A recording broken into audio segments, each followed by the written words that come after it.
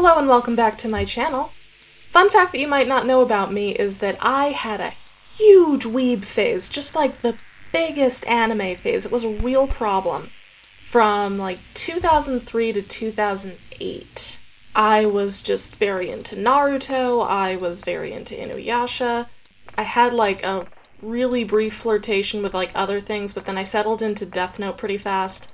And it kind of died with Hetalia, and I'm pretty grateful for that. But the reason that I mention that is because that kind of acted as a gateway into like Japanese culture in general for me. And the reason that I bring any of this up is because I feel that I'm approaching Ikai from a place of like informed ignorance. I don't know enough about Japanese culture to tell you if Ikai represents an accurate portrayal of Japan and Japanese temples and how purification works, but I know enough not to call it Ikai, so let's take that for what it's worth. Another reason I bring this up is because it might be considered like that I might be biased in this review. And I don't think that's the case. Why would this bias me exactly? Because Ikai is a first-person horror game, which I just railed against a bunch of those for being first-person horror games where you run around a spooky house. And the main thing that sets it apart aesthetically speaking from like a advertising perspective is the fact that Ikai is very, very entrenched in Japanese culture. But does the fact that it's very Japanese set it apart from other first-person walking around horror games? That's the question that we're going to answer in this here review.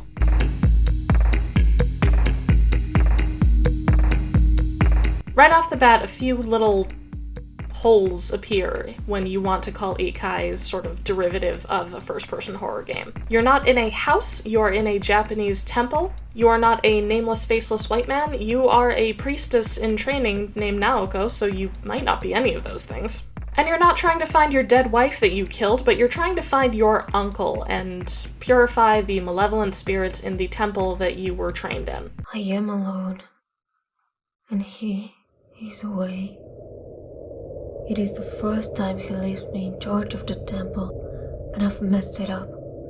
Monsters, ghosts, and spirits have come, and I couldn't do anything to protect the temple. You have no ability to fight, but during the demo which I played, you purify items through logic puzzles, basically. So right off the bat in gameplay land, we start to get a few more holes in that theory. Basically, you're sneaking around the temples to try to gather puzzle items so that you can create seals that will purify the demons in your temple.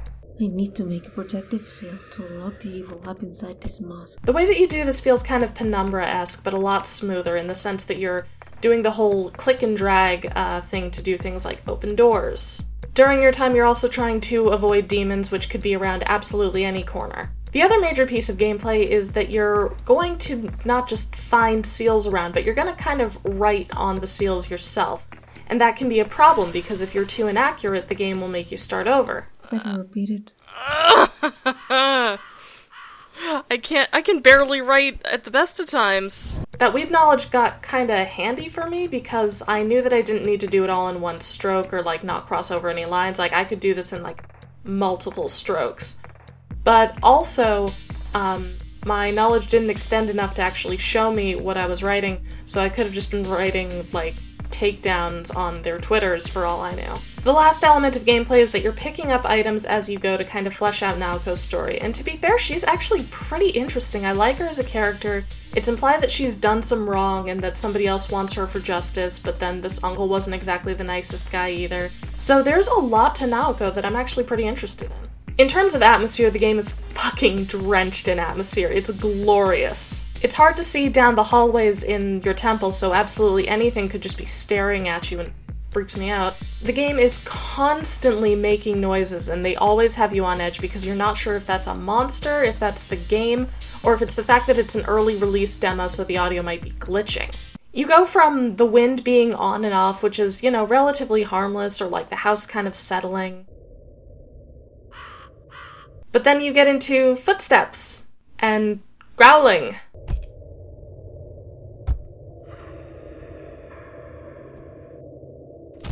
And scratches at the door that you're in.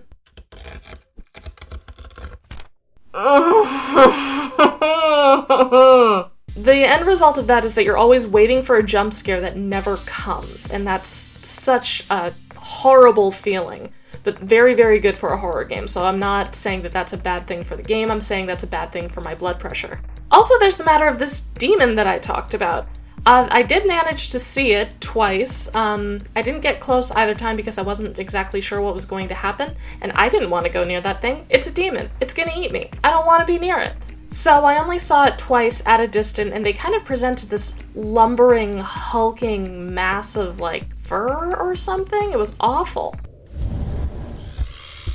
What the fuck is that? The other thing, and this kind of is what hits me about Japanese horror over American horror, is that it was acting erratically but basically ignoring me. I'm kind of thinking of like that one scene in The Grudge where like the cat kid is like hitting his hanged father's legs against a wall. That was creepy. I don't like it. And that's kind of what this demon was doing. He was just kind of like playing with a bell in the corner. It was really like unnerving. In terms of how the mechanics suit the game, I think that the penumbra click and drag sort of thing really works for this game. It makes you take actual time for your actions, and it causes you to get immersed really fast.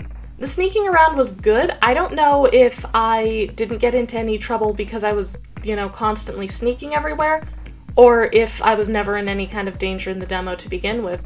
But it seemed to work pretty well, and the thing that I like the most about it is that it still made noise as you were sneaking. You could still hear your footsteps while you sneak. That added a lot to the atmosphere of it all. You can tell that some kind of focus testing went into the game during the more scavenger hunting-ish moments. There was a bit where I had to get a pen or brush that was covered in ink, but I couldn't find it right away. And after I exhausted every single drawer, there was a moment where Naoko gave me a hint. Should I look in the upper shelves? I like the fact that it didn't hold my hand and make the item glow or something, but at the same time it didn't just kind of leave me adrift. It knew when I was stuck. So that's actually a really good middle ground, and I appreciated that. The drawing seals mechanic is pretty fascinating. I knew already that Okami did something similar, but this is not Okami. This is not pausing the game to relax while you go ahead and just take your time with your little drawing. There's stuff scratching and the wind's howling and you need to finish the seal, but your hand keeps on shaking, so you have to restart it, and God knows what that noise was. The last thing I appreciate about it is that Naoko will tell you where a place is safe and is not safe, but I don't know if that means that you can draw there and a demon will come after you, or if that it's not safe to draw there and a demon will come after you in either room regardless, but it'll take longer in one. I don't know, it wasn't explained. That's kind of the thing about the demo. Nothing was really explained. A lot of things were just kind of handed to you on the assumption that you know how to play games that are like this. But due to my distaste with the formulaic way that most of those games are represented, I'm not familiar with it at all. But it was still good. It was still a fun experience. So in conclusion, does Ikai set itself apart from other first-person horror games? And the answer is yes. It's not that it's just a thick coat of Japanese culture. What it is kind of a cross between Penumbra and Okami with a genuinely interesting character that I want to get to know more after the demo. So would I recommend this demo to you? Absolutely! Oh my god, play this game! It's incredible! It's immersive, it's creepy, but it's not obnoxious, and I genuinely want to know more stuff about Naoko. Please, God, she's so cool. I want to get to know her. She's complex, she's interesting. 8 out of 10, go get their demo. It's free on itch.io and wishlisted on Steam. It's coming out in 2021. I'm first in line to buy it. I'm sorry. You can get in line behind me if you want to. Just know that I was here first. And that's all I have for you guys today. I know that it was just kind of fanish yelling for a few minutes. It's worth it, though. It's sincerely worth it. Please go ahead and follow me on all of the socials, which are going to come up over here. Also, we've still got the giveaway, which is still running strong. I'm picking a winner at the end of this month, so get your entries in while you still can. Again, you do that by commenting on my tech tour, which is also going to come up over here, slightly higher, right there. And following me on Twitter, and also being subscribed to the channel. And you get an extra entry if you share my tech tour video. But that's all I've got for you guys today. Thank you so much. I will see you in the next video. And if no one has told you that they loved you yet today, know that I do.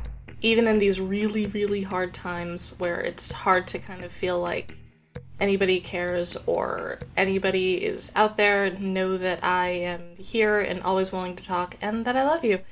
And I will see you in the next video. Take care. Bye.